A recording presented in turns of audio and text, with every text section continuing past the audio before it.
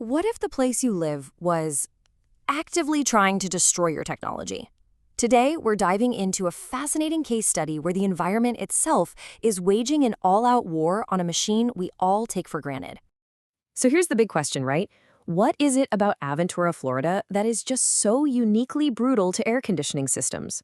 The answer, it turns out, reveals this hidden battle our own technology faces every single day, and it shows just how fragile our machines can be against a truly hostile environment. Okay, picture this. You're in South Florida. It's the peak of summer. The air is so thick you could practically swim through it. And then, all of a sudden, silence. The cool air stops, and that oppressive heat starts creeping back in. For people living in this one city, this isn't some rare emergency. It's practically an expected part of life.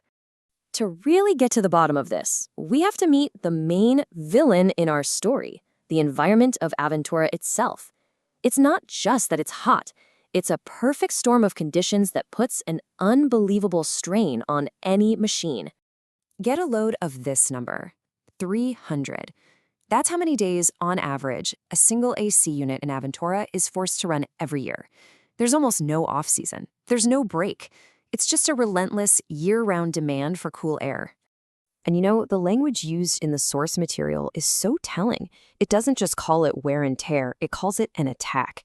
And that phrase, it just perfectly frames this relationship between the climate and the machines trying to survive it. So how exactly does this attack work? Well, it's not just one single thing. It's more like a coordinated, three-pronged assault that targets the system's most vulnerable parts. Let's break it down. So here are our three culprits. You've got corrosive salt air, constant suffocating humidity, and the sheer exhaustion from running nonstop. Each one targets a different critical component, and they all work together to bring the whole system crashing down.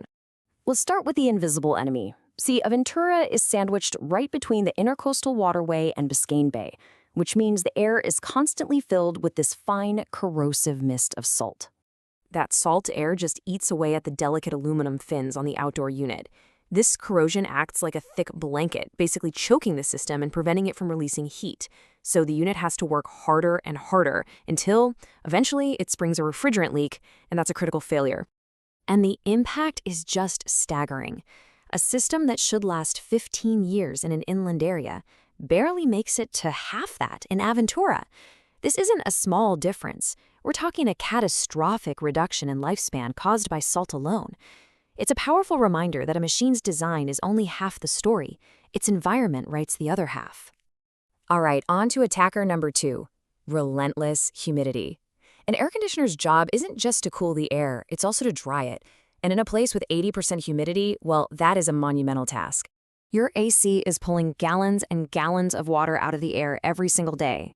All that water has to go somewhere, and it goes through a small drain line. The problem is that warm, dark, wet environment inside the line is a perfect breeding ground for algae and gunk. That stuff clogs the pipe, and the result?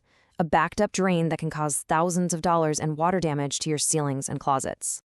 And finally, we've got the simple, brutal reality of non-stop work. Unlike systems in cooler climates that get a nice long break for half the year, these machines are pushed to their absolute limits, day in and day out. This constant stress just wears out small but vital electrical components, especially the capacitor. You can think of it as the spark plug for your AC's motors. When it fails, the system might make a loud humming noise, or it might just shut down completely. This is the single most common reason for an emergency call right in the middle of summer. So after years of this three-pronged attack, your system finally gives out. Now you're facing a critical and pretty expensive decision. This is the question every Aventura homeowner eventually has to ask. Do you sink more money into a system that's already weakened and past its prime, or do you just cut your losses and invest in a new one? To help with this, HVAC professionals use a handy guideline called the $5,000 rule. It's a simple piece of financial math that helps take the emotion out of the decision. You just multiply the age of your unit in years by the cost of the repair. Here's how it works. Let's say your system is 12 years old, which is already ancient for a Venture home, and it needs a $450 repair. 12 times 450 is $5,400. Since that's over the $5,000 threshold, the math is basically telling you it's more financially sensible to replace the system rather than to keep patching it up. But you don't have to just be a victim in this war against the elements. You can absolutely fight back. The key is to shift from a reactive defense to a proactive counterattack. And here's your battle plan. Notice how each of these maintenance tasks directly counters one of the environmental attackers we just talked about. Cleaning the coils fights the salt. Clearing the drain lines stops the algae. Testing capacitors prevents that sudden summer failure. It's a targeted, strategic defense. And look, when a breakdown does happen, the solution is pretty straightforward. You make an emergency call, a technician diagnoses the problem, and gives you a clear price before any work starts. And then they get it fixed and tested. The whole process is designed to resolve the crisis quickly and without any surprises. So what's the big lesson from this whole Aventura anomaly?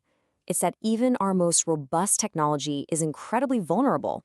Its effectiveness and really how long it lasts are completely at the mercy of the environment it has to operate in. And that brings us to the final question. This isn't just about air conditioners in Florida. Whether you're dealing with dust in a desert, humidity in the tropics, or extreme cold up north, what is your environment doing to your technology? And is it prepared to fight back?